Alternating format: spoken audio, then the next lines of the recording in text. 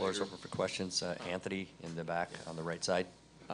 Anthony Slater, Barry News Group. Steph, I think, has 29 rebounds in 3 games. Just how big has his rebounding from the guard position been, and just how good has he been in this series? Yeah, I mean, we really are a team rebounding group.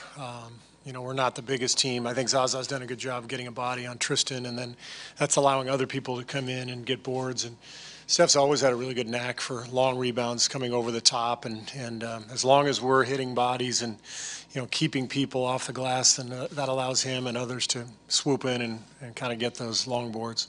How, just Steph's series overall, defensively, rebounding, floor game, only 1 turnover last night. How good has he been? Great. He's been great. I mean, he just looks so much healthier than last year, stronger, faster, quicker. You know, all the times they're putting him in screen and rolls, trying to wear him down, he's handled that really well. It's not always going to work, but he's working hard and staying really active.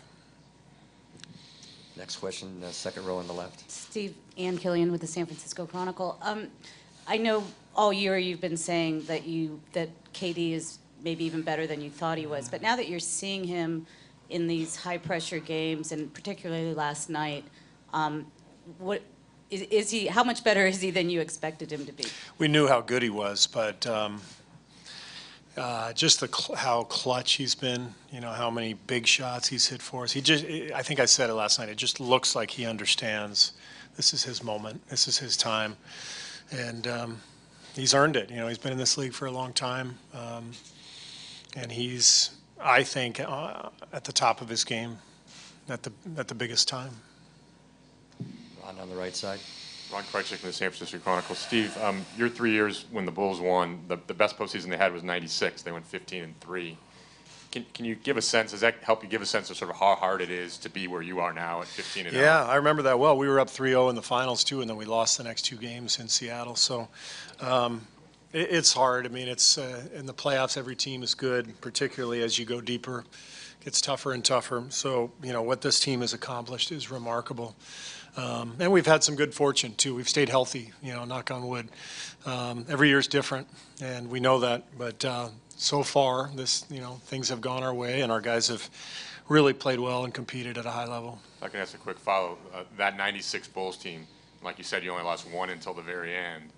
Was there a sense at that time of how difficult and special that was, as good as you were, to not stumble really much at all? You don't really stop and think about it, you know, until after.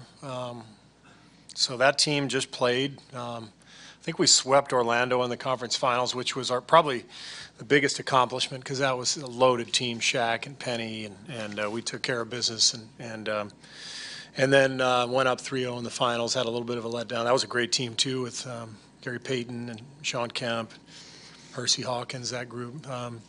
But, you know, in the end, you just want to win. I mean, the other stuff doesn't really matter. People can talk about it in historical context, but you just get it done, win the series, and let everybody else talk. Next question, Michael, left side, midway. Steve, Michael Grange from Sportsnet, Toronto. I don't know how big a football fan you are, but round numbers, they tend to stick in people's minds. You got, you know, the Miami Dolphins are the only undefeated team in the NFL. They went to win the Super Bowl, etc. Would it be at least a bonus for this group to have something like that beside their championship, an undefeated postseason? Not something I'm thinking about or any of us are thinking about. It's just win. Let's go win. Then we can, you know, savor a championship however we want. But you guys can talk about it and write about it. I am a big football fan, by the way. And I always love when Mercury Morris celebrates when the other team that's undefeated finally loses. That's one of my favorite moments of the NFL season. You could have you could have 40 years of that if you go 16. Wouldn't that be awesome? Yeah, that'd be great. Next question, Tim, second row on the left. Mercury News. Going back to the meeting in the Hamptons, we've talked about it endlessly, but when you made your pitch to Kevin, was it like this? What did you say? This is what it could be like? What was your kind of the text of your pitch to him? I think the whole thing was how fun it would be because of the style of play, because of the individual talents. You know, none of these guys are ball-dominant players. They all love playing off the ball, cutting, moving, passing, and it fits. They fit like, you know, a hand in a glove. And that was the pitch, was just look how good we could be and look how natural the fit would be. You know, there really wasn't a lot we had to try to generate. It was just, hey, you guys are all basketball players. You all move, you all pass, you all shoot. That's a pretty fun way to play. And I know Jerry wasn't there, but he did talk to Kevin on the phone afterwards. How important do you think West was to just that, to the overall picture, and are you concerned that he might be leaving the franchise this summer? Jerry was very important in that whole sequence. He had a good conversation with Kevin while it was going on. You know, I haven't given any thought to the other stuff. We're focused on the finals. Whatever Jerry wants to do, that's what I want him to do. I want him to be happy. He's made a huge impact on our organization. He's a great mentor for me. I've talked to him, you know, once a month all year, all 3 years. We'll see what he does. 2 more questions. Let's go through the second row here to Monty. Monty Poole, NBC Sports Bay Area. Steve, this team has this postseason attacked closeout games with like a singular ferocity. I mean, it's every game started off and you could see it how bad they wanted it.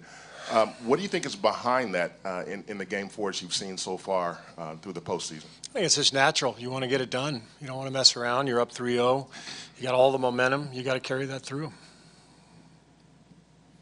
Final question to Marcus in the back against the wall. Marcus Thompson, Barry News Group. Steve, when you got a talent like Durant, how much does it unlock his game? We already knew he was good. He's been in the league in a while. How much does it unlock his game playing with other players who are also really good? Same for any player.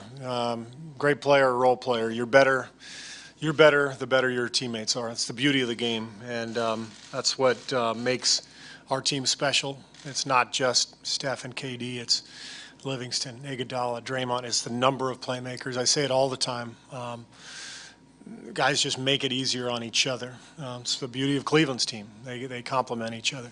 The best teams, you know, obviously have the best players, but they complement one another well. And I think our team complements each other beautifully. Have you seen Durant's game grow? Do you feel like he's gotten better? Yeah. I think he has grown in terms of his ability to play with the other 4 guys, with our movement and our spacing and our flow. Over the course of the year, he's gotten better and better with that, just understanding when to cut, when to screen, when to come off a screen, instead of just you know, being on the ball and making a play without the ball. It's a big part of what we do. Thank you, Coach.